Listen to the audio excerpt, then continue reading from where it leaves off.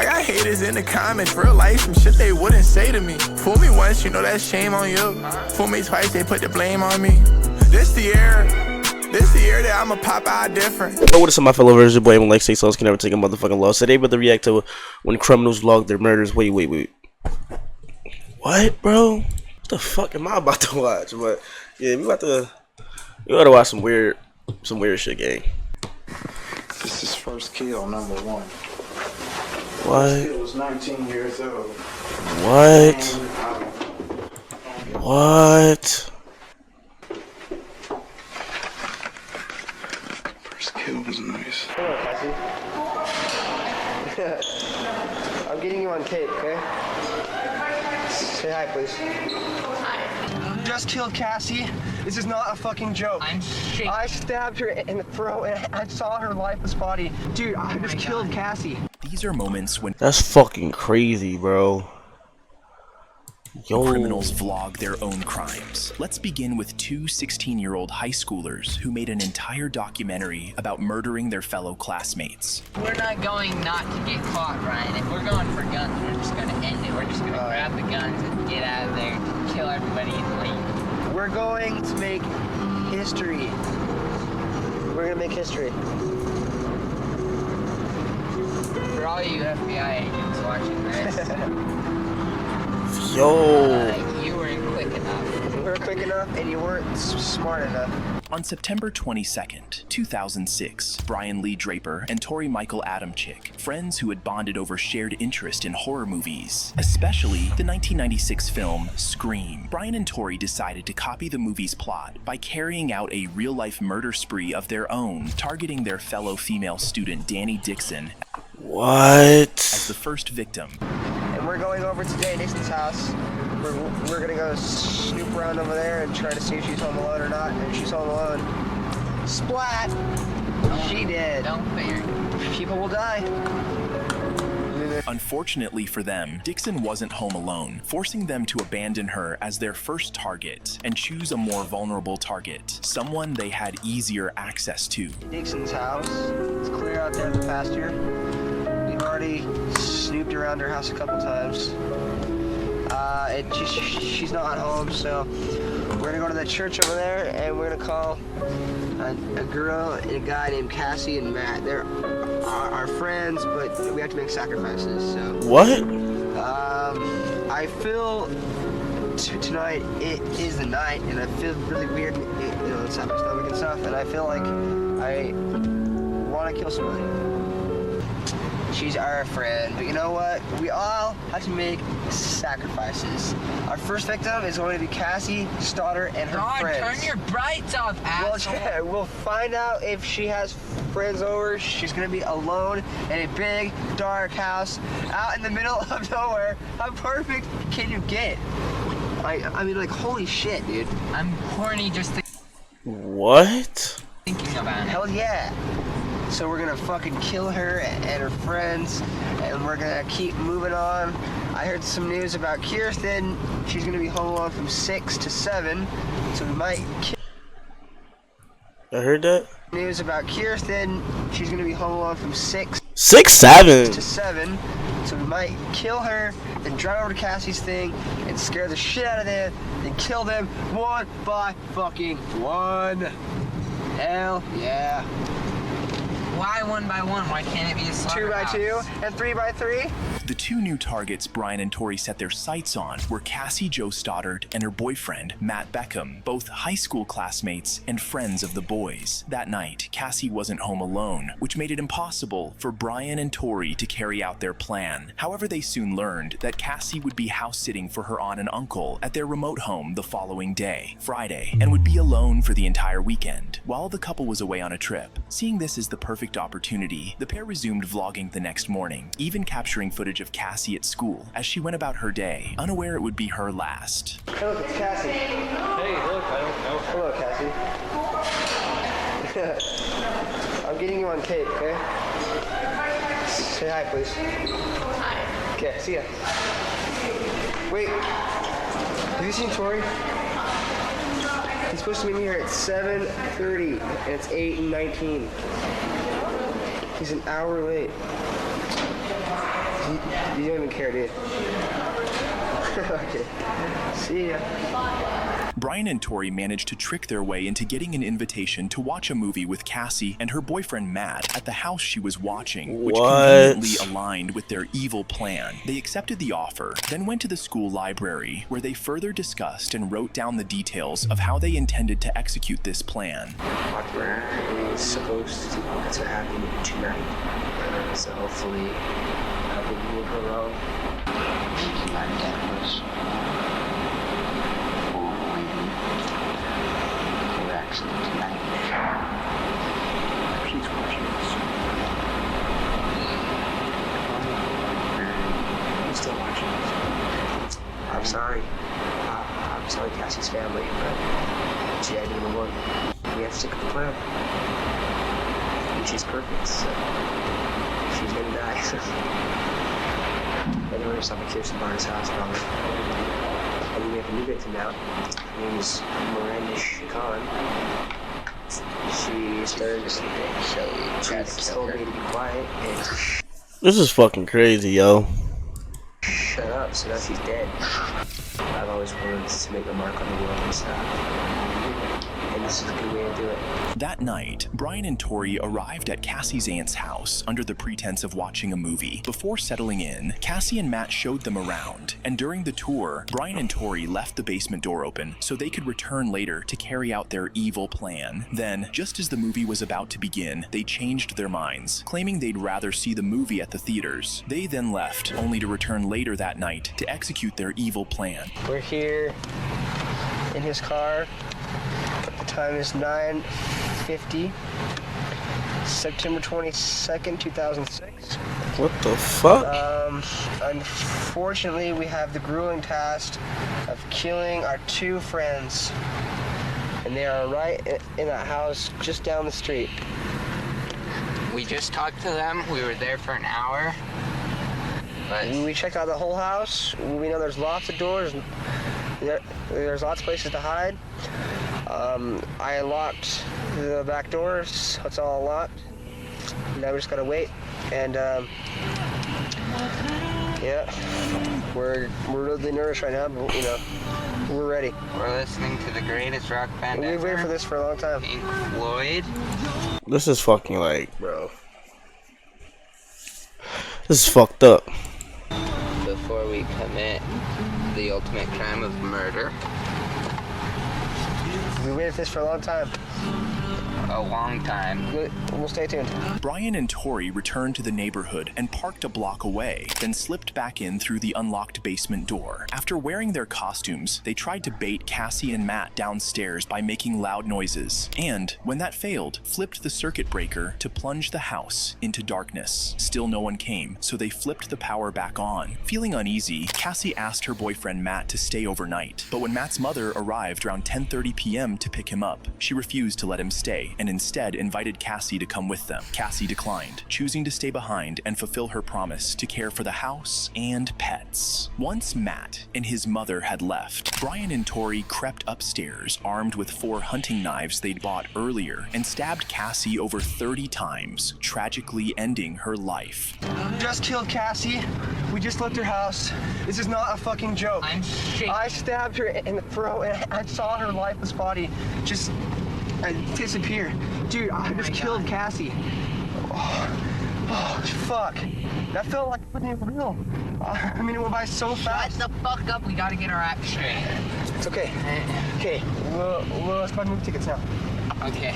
As soon as they'd killed Cassie, Brian and Tori rushed to the movie theater to buy tickets and attempt to manufacture an alibi. 2 days later, Cassie's body was discovered by her cousin after her aunt and uncle returned from their trip. A police investigation began, and after clearing initial suspects, including Cassie's boyfriend, who had a solid alibi from his mother, attention turned to Brian and Tori, who had also been at the house that night. It didn't take long for investigators to spot inconsistencies in their stories, although Brian had admitted on tape to slitting Cassie's throat. I stabbed her in the throat. I thought it was like this. I thought it was guilty case, you know, like, yeah, it's a guilty.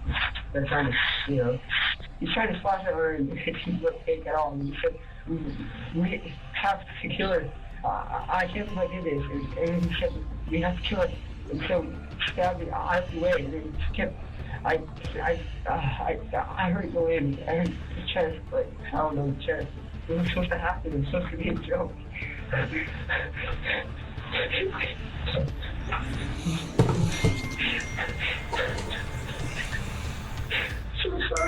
By pitting Brian and Tori against each other, detectives secured confessions, recovered the murder weapons, and even restored their destroyed tape. Both Brian Draper and Tori Adamczyk were charged with first-degree murder, found guilty, and sentenced to life in prison without the possibility of parole. Damn. Next, we have a psychopathic serial killer who vlogged his horrific crimes as he abducted and murdered more than a dozen women. You sorry about what? Everything. Jumping in the car with a motherfucker you don't know? You want to say something to your kids? Wait, what? Hold up. He abducted and murdered. We have a psychopathic serial killer who vlogged his horrific crimes as he abducted and murdered more than a dozen women. You sorry about what? Everything. Jumping in the car with a motherfucker you don't know? You want to say something to your kids? Mom, I'm sorry. This is first kill number 1. First kill was 19 years old. Between May and What October the 2001, more than 4 women were reported missing and later found strangled to death along various roadways in the Ferguson area of St. Louis, Missouri. One disturbing detail connected all the victims. They were all sex workers. As the investigation continued, police realized the number of victims were as high as 12. This prompted a St. Louis news reporter to publish a story featuring one of the victims in the newspaper. Like many serial killers who crave public recognition, the killer, 37-year-old Maury Troy Travis, a hotel waiter and convicted felon on probation, sent a letter to the reporter taking credit for the murders. He included a map with an X marking the location of another body in the letter. When authorities found a body exactly where he indicated, they launched a manhunt. They began tracing the source of the map he had used. Investigators subpoenaed the map service provider and obtained the IP address tied to Travis's computer. That led them straight to him. After his arrest, his fingerprints matched those found on several of the victims. His ultimate undoing came when police discovered vlogged videos of him committing the brutal crimes, along with evidence in his torture room basement beneath his home. Say it clear. You want the master that pleases me to serve you. You are the master that pleases me to serve you. Oh my gosh. You are the master that pleases me to serve you. And you sit your ass down like I said. You sorry? Yes. You sorry about what? Everything. Jumping in the car with a motherfucker you don't know? Yes. You sorry? Yeah. You want to say something to your kids? Mom, I'm sorry. Who raising your kids? Me and my mom and dad. You ain't raising shit. You on here in your back smoking crack. Because you ain't going home tomorrow. I'm going to keep you about a week. This is first kill number 1. First kill was 19 years old. Laying out.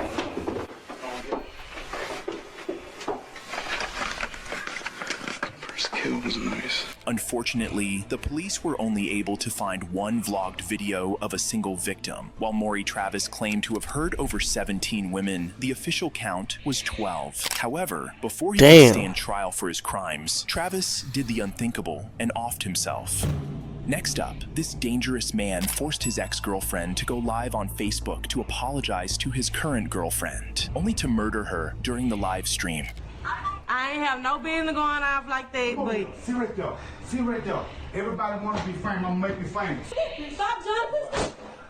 Now, game over. On April 12, 2018, 37-year-old Jonathan Robinson laid siege to the Shreveport, Louisiana home of his ex-girlfriend, 27-year-old mother of 3, Renita Williams, after she had publicly ridiculed his long-term partner, Sherika Taylor, online, an attack that had driven Sherika into a mental breakdown. Robinson, who'd been dating both women at once and refused to let either go, arrived armed with a rifle, took Renita, her mother, and her brother hostage hostage and ordered Renita to go live on social media to apologize to Sherika. Renita's mother managed to escape and call police, despite Robinson firing shots at her. With the mother gone, Jonathan kept Renita and her brother captive, forcing Renita to continue live streaming apologies until Sherika was satisfied. Hey, y'all. This Nunu. I apologize for going live on Rika. I ain't had no business doing all that. My page been blocked, so that's why I'm going live. Yes, I know I was wrong. I ain't have no business going off like that, but... See right there. See right there. Everybody want to be famous. I'm going to make you famous. Yes. What? I am sorry, y'all. This Nunu, I'm blocked off my page. So I had to go out live on Monster Farm. I ain't had no intentions of going live like that. I apologize to everybody. Yes. What? No, huh? Yes, that's her. Let me see the phone, son. No. Yes. Yes, Aunt Lola. Man, you think I'm worried about the police right now? Huh? You think I'm worried about the police right now? No. I tell you, I don't give a about no police, you heard? Mm-hmm. Man, on me. This word pull up right now. Pull up. If you want to be famous, I'm going to make you famous. No. You want to be famous? I'm going to make you famous. No. No. Everybody want to be famous, let's be famous today. Okay. Huh? I do. Yes. He's telling you I get on these bitches level. No. The situation then took a dangerous turn when police, alerted by Renita's mother, arrived at the scene, triggering an explosive and violent reaction from Jonathan. No. Go. Stop, Jonathan! Stop, Jonathan! Oh. Now, game over. Jonathan opened fire on the police Oh, outside, and when shit. Renita began to scream, shot her more than 6 times, killing her as her brother managed to escape. Jonathan then engaged in a standoff with the police that lasted for over 80 minutes before Sherika, the woman he had just murdered Renita for, convinced him to surrender.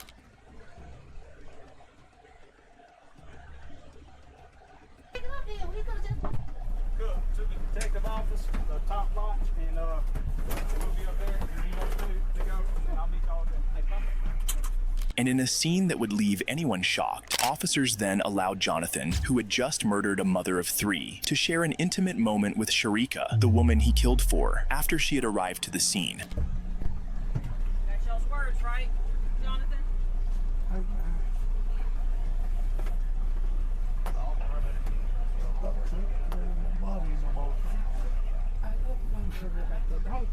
Be strong.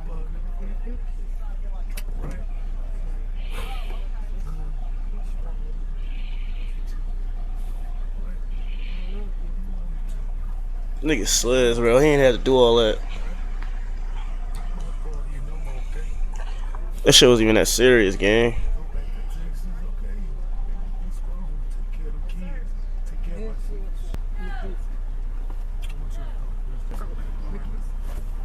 Be to see you today, okay? Jonathan was arrested and charged with second-degree murder, being a felon in possession of a firearm, and simple criminal damage to property. He ultimately took a plea deal, life without the possibility of parole, to avoid the death penalty. Up next, this man vlogged his plans, actions, and escape as he executed his wife and daughter, and then set their house ablaze with them inside. I just feel like I'm getting knocked back every time. Financially, my wife is just gonna suck all the money out that I have. On April 22nd, 2012, King County Sheriff's deputies and the fire department rushed to the burning home of 41-year-old Peter Keller, his wife Lynette, also 41, and their 18-year-old daughter Kayleen in North Bend, Washington, after several neighbors reported the house was on fire. Firefighters quickly extinguished the flames before significant damage occurred, but what they found inside was shocking. The bodies of Lynette and Kayleen, both shot to death in their beds. Peter was nowhere to be found, leading authorities to initially suspect he might have been a victim or abducted. That changed when investigators discovered tapes, computer files, and drawings soaked in gasoline, suggesting an attempt to destroy evidence in the fire. The tapes revealed that Peter was not a victim at all, but the killer. He had murdered his wife and daughter, planned to burn down the house, and filmed his entire scheme. The tapes also revealed a hideout Peter had prepared in the woods, giving authorities their first clue as to where they might begin searching for him. This is something I wanted to do probably since I was a teenager. Damn. To make a home underground somewhere so I don't have to live around people. It's just now I have the means and I'm able to actually pay for it. I've spent a lot of money on this so far, thousands of dollars. I just feel like I'm getting knocked back every time financially. My wife is just gonna suck all the money out that I have. At this point, I don't know what's gonna happen. I may get caught right away. I mean, I could basically be dead in 2 weeks or 3 weeks. I don't know. It's all up to chance at this point. So I don't think anyone knows where I'm at. Well, it's about 2 weeks before the end. This is going to be my last video. Using the detailed drawings and video recordings Peter had made over several months documenting the construction of his bunker, police were eventually able to track him down. The moment Peter realized he had been found, he turned the gun on himself and did the unthinkable. Thank you for watching. Please like and subscribe. Damn, this shit, yo. That shit got serious, bro. I'm not reacting to shit like that no more. That shit was serious, yo. That's real life stories, gang.